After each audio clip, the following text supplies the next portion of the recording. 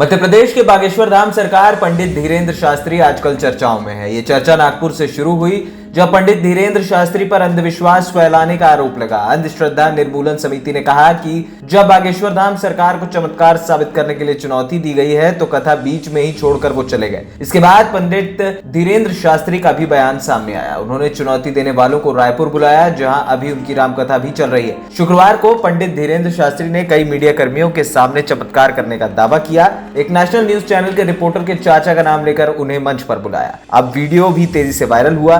पंडित धीरेन्द्र शास्त्री के अनुयायी इसे चमत्कार मानते हैं। ऐसे में आज हम बताएंगे कि आखिर ये पंडित धीरेन्द्र शास्त्री हैं कौन, पूरा विवाद क्या है, बागेश्वर धाम क्या है, क्या सच में पंडित धीरेन्द्र शास्त्री के पास कोई दिव्य शक्ति है, ये इस खास रिपोर्ट में हम आपको बताने जा रहे हैं। सबसे पहले आपको बता दें कि ये विवाद है क्या। दरअसल बागेश्वर धाम सरकार पंडित धीरेन्द्र शास्त्री की कथा के दौरान लोगों की समस्याएं सुनने और उनका समाधान करने का दावा किया जाता है। कहा जाता है कि भूत प्रेत से लेकर बीमारी तक का इलाज बाबा की कथा में होता है। बाबा के समर्थक दावा करते हैं कि बागेश्वर धाम सरकार इंसान को देखते ही उसकी हर तरह की परेशानी जान लेते हैं और उसका समाधान करते हैं। वहीं बागेश्वर धाम सरकार का कहना है कि वो लोगों की अर्जियां भगवान यानी कि बालाजी हनुमान जी तक पहुंचाने का जरिया मात्र हैं, जिन्हें भगवान सुनकर समाधान देते हैं। इन्हीं दावों को नागपुर की अंधश्रद्धा निर्मूलन समिति ने चुनौती दी। यहीं से विवाद की शुरुआत हुई। अब आपको बताते हैं कि बागेश्वर धाम का आखिरकार इतिहास क्या है। दरअसल छतरपुर के पास एक जगह है गढ़ा, यहीं पर बागेश्वर धाम है। यहाँ बालाजी हनुमान जी का मंदिर है। हर मंगलवार को बालाजी हनुमान जी के दर्शन को भारी भीड़ उमड़ती है। धीरे धीरे इस दरबार को लोग बागेश्वर धाम सरकार के नाम से पुकारने लगे।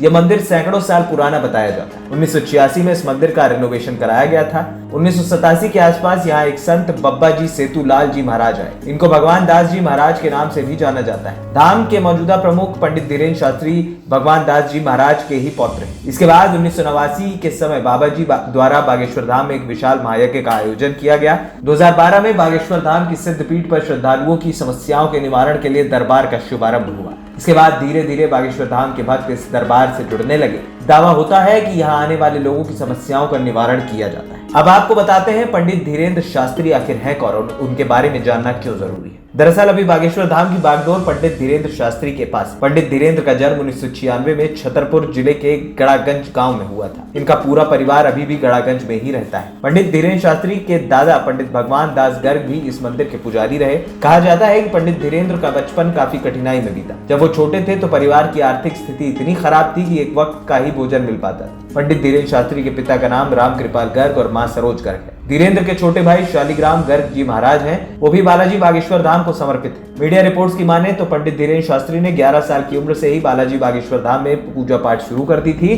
पंडित धीरेन्द्र शास्त्री के दादा ने चित्रकूट के निर्मोही अखाड़े से दीक्षा ली थी। इसके बाद वो गड़ागंज पहुंचे थे। अब आपको बताते हैं गदा लेकर आखिरकार चलते क्यों हैं बागेश्वर बाबा। दरअसल बागेश्वर धाम प्रमुख पंडित धीरेन्द्र शास्त्री हमेशा एक छोटी गदा लेकर चलते हैं। उनका कहना है कि इससे उन्हें हनुमान जी की शक्तियां मिलती रहती हैं। वो हनुमान जी की आराधना करने के लिए लोगों को प्रेरित भी करते हैं। पंडित धीरेन्द्र शास्त्री कहते हैं कि वो किसी तरीके का कोई चमत्कार नहीं कर रहे, वो तो सिर्फ बालाजी हनुमान जी के सामने लोगों की अर्जियां लगाते हैं, जिसे बालाजी स्वीकार कर लेते हैं। इससे आम लोगों को फायदा होता है। अंधविश्वास का विवाद सामने आने के बाद पंडित धीरेन्द्र शास्त्री ने सफाई पेश की।